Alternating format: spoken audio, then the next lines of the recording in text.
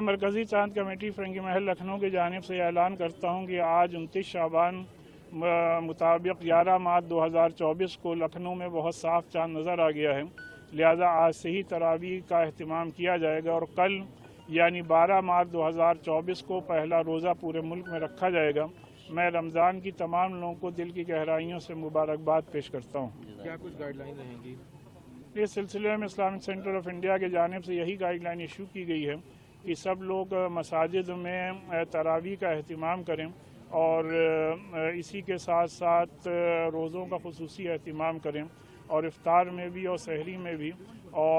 بھی غریبوں کا ضرور خیال رکھیں، اور جن لوگوں پر زکوٰۃ واجب ہے وہ لوگ زکوٰۃ بھی ادا کریں اور زیادہ سے زیادہ صدقہ اور خیرات بھی کریں، اور اسی کے ساتھ ساتھ اس بات کو بھی انشور کیا جائے کہ عبادت گاہوں کے اندر ہی نمازیں اور تراویح کا اہتمام ہو اور سڑکوں پر